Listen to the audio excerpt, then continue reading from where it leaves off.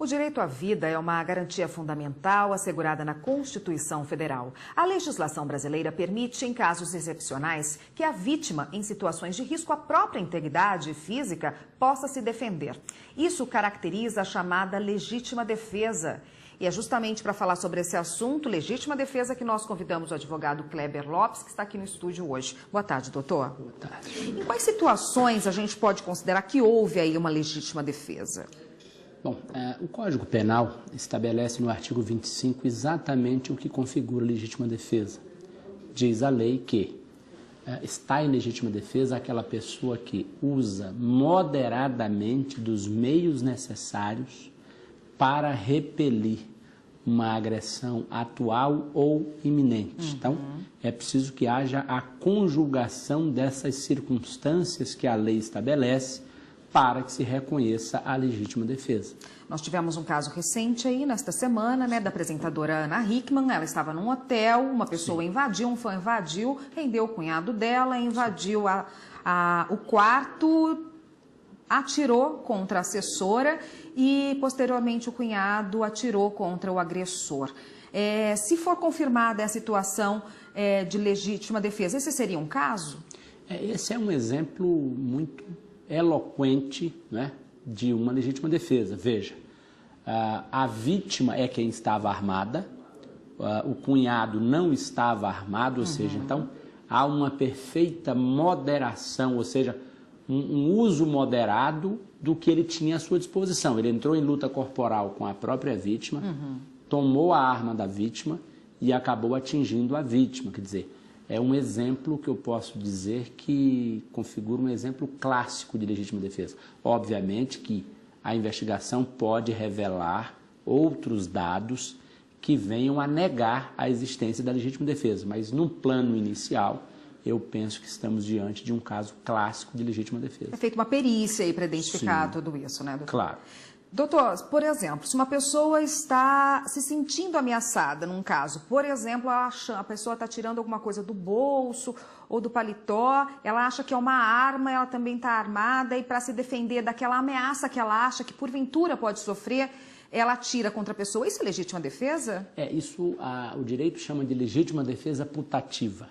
É quando a pessoa supõe a existência de uma situação que, se de fato existisse, tornaria a sua ação legítima. Isso não exclui o crime, mas isenta a pessoa de pena. Em última análise, é uma absolvição também em razão dessa legítima defesa putativa. A intensidade da reação para a legítima defesa, isso conta também? Por exemplo, se uma pessoa está se sentindo ameaçada, mas daí, em vez de dar um tiro ou 2 tiros na pessoa, ela descarrega uma arma toda e agride ainda, isso também é legítima defesa ou não? Veja, a lei estabelece o uso moderado dos meios necessários. Então, quando a lei diz isso, o que se espera é que a pessoa faça apenas aquilo que seja o necessário para repelir a agressão que ela está sofrendo. Óbvio que esta moderação não pode ser aferida como uma pesagem numa balança de farmácia, para usar uma expressão que a doutrina costuma usar, ou uma pesagem em balança de ourives, ou seja, não é algo preciso, matemático. É preciso examinar o caso concreto, as circunstâncias do caso concreto, porque pode ser que haja uma imoderação, mas que não configure um excesso capaz de excluir a legítima defesa. Tá ótimo, doutor. A gente vai fazer uma pausa, o senhor permanece aqui. A gente vai claro. falar deste mesmo assunto agora com um psiquiatra forense. Só um minutinho, Claro. por favor. É a repórter Carolina Chaves, que está lá agora com o psiquiatra forense Ulisses Castro, para falar como são tratados esses casos na justiça. Carolina. Isso mesmo, Érica. Ele também é membro da Associação Brasileira de Psiquiatria. Boa tarde, doutor Ulisses. As pessoas, que têm transtornos mentais, elas são inimputáveis, Como é que a justiça trata os crimes praticados por ela? Geralmente, e quando você tem um crime e há uma dúvida com relação a uma doença mental, o juiz ele solicita uma avaliação de um profissional especializado, no caso um psiquiatra com formação jurídica, com um psiquiatra forense, que vai emitir um documento que a gente denomina de laudo psiquiátrico forense, que que vai subsidiar a autoridade judiciária no caso de você avaliar se a pessoa é responsável ou não por um crime ou por um ato que tenha cometido. Então, o laudo psiquiatra forense é que vai determinar se essas pessoas são imputáveis, inimputáveis ou semi-imputáveis. Agora, quais são as características principalmente comportamentais dessas pessoas que têm obsessão por outra? Então, a gente pode imaginar que um amor que a gente denomina de patológico, isso já vem sendo estudado desde o século XVII, a gente pode incluir em algumas categorias de transtorno. Um transtorno que é muito pouco comum é o transtorno delirante do tipo erotomaníaco, em que a pessoa tem essa obsessão por uma pessoa e ela acha que a outra pessoa vive uma paixão por ela, né? E ela também vive essa paixão por essa pessoa. Então cria-se uma fantasia amorosa a ponto de haver assédio constante sobre essa pessoa que ela acredita que está apaixonada por ela. É possível identificar a relação entre os transtornos e os crimes praticados por cada um desses transtornos? Uma pessoa que tem um tipo de transtorno?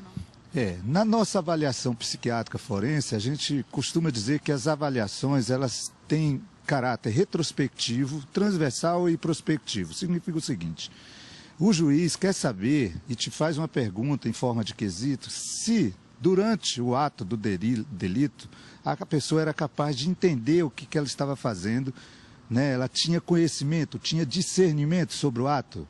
É uma questão que nós temos que responder ao magistrado.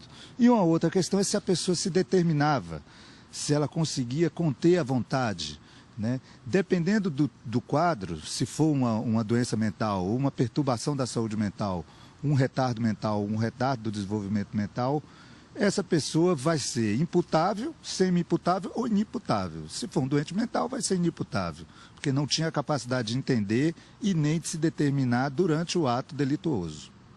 Ok, muito obrigada pelas informações. Érica. Obrigada, Carolina. E aqui no estúdio do Jornal da Justiça, a gente volta a falar com o advogado Kleber Lopes, que estava com a gente agora mesmo falando sobre a legítima defesa, né, doutor? E agora, nesse caso, por exemplo, de uma pessoa comprovadamente inimputável, que não tinha consciência, né, do que estava fazendo, se confirmar isso, se a psiquiatria forense confirmar isso, como essa pessoa é punida? Veja, a responsabilidade penal pressupõe a capacidade de entendimento e a capacidade de autodeterminação. Ou seja, a pessoa primeiro precisa compreender o caráter ilícito do fato e determinar-se de acordo com esse entendimento. Quando alguém, por razões de problemas psiquiátricos, perde uma dessas capacidades, ou seja, ou a capacidade de entendimento ou a capacidade de determinação, a solução que o direito penal estabelece é, ao invés da responsabilidade criminal com a imposição de uma pena, ela sofre o que nós chamamos de medida de segurança. A medida de segurança, nesses casos mais graves, ela é traduzida em internação hospitalar, ou seja, internação em ambiente terapêutico hospitalar para que ela possa ser tratada. A ideia é que, com o tempo, ela possa ser curada daquele transtorno e possa voltar a conviver em sociedade. Quer dizer, não é determinado um tempo para que aquela pessoa fique internada, né? Já que ela não sofre uma punição por ser inimputável. Ela vai ficar ali dependendo do quê? A intenção é reinseri-la na sociedade? Ela pode ser reinserida de alguma forma? Sim, exatamente. A ideia, o direito penal não trabalha, até por força da vedação constitucional, não trabalha com a ideia de nenhuma pena perpétua, não é? O direito penal trabalha sempre com a ideia de uma medida de segregação que não seja eterna. O sujeito, ou pela via da medida de segurança ou pela via da reclusão, ele é um candidato ao retorno social, desde que cumpridos os requisitos. No caso da medida de segurança, é preciso que haja o tratamento exitoso, né? É preciso que haja a cura daquele transtorno de que ele padecia no momento em que praticou o crime. Tá ótimo, doutor. Muito obrigada pela participação. Eu conversei com o Kleber Lopes, que é advogado, e conversou com a gente a respeito tanto da legítima defesa como da punição não, né, que é inimputável, do tratamento do inimputável. Obrigada pela participação. Até uma próxima.